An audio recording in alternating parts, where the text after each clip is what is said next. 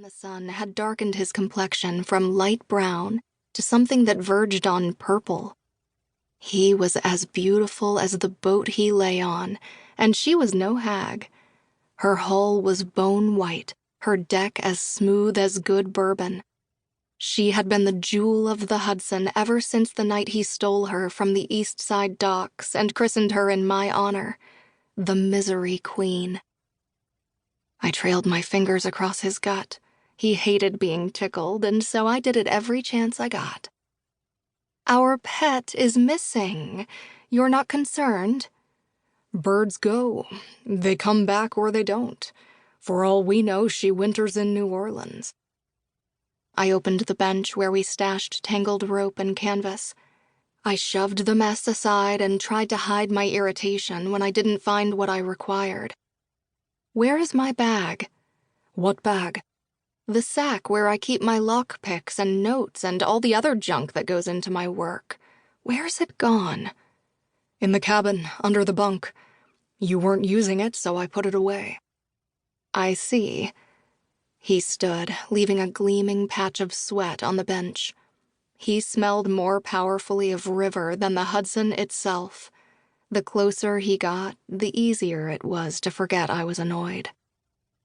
"Going back to work," he said, the lump in his throat bobbing like the water beneath our feet. "Just thinking of asking around after our goal." "One of your tiny mysteries." "Maybe so." His eyes slid away from me. He drew a meaningful breath. I waited for him to gather the words I was forcing him to say.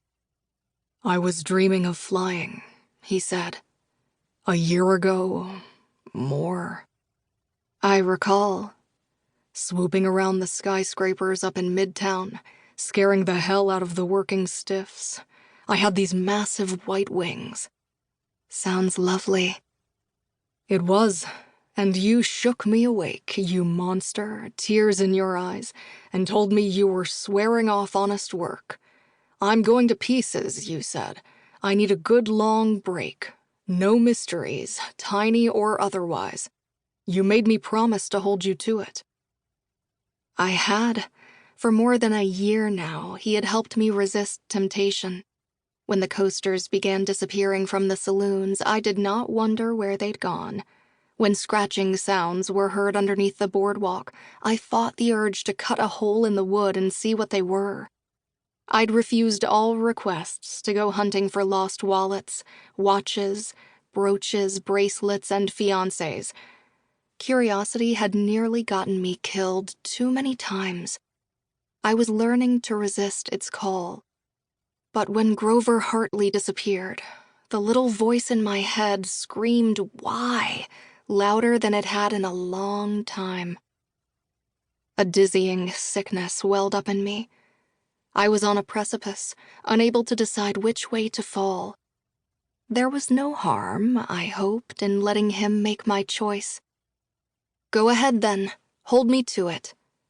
"Let the gull take care of herself until after Labor Day." "And what shall I do in the meantime?" "Relax." He threw his arms wide as he said it, flinging sweat into the current.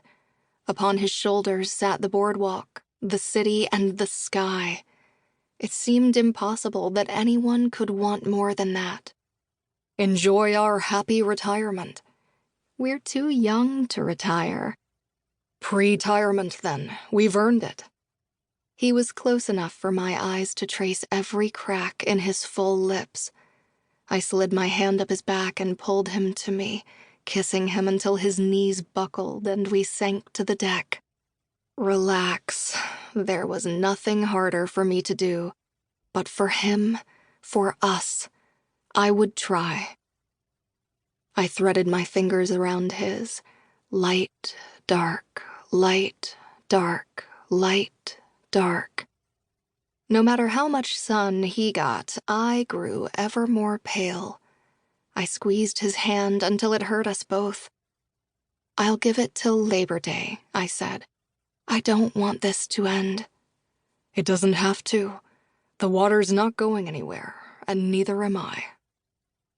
If I'd been feeling petulant, I'd have reminded him the water was going somewhere all the time.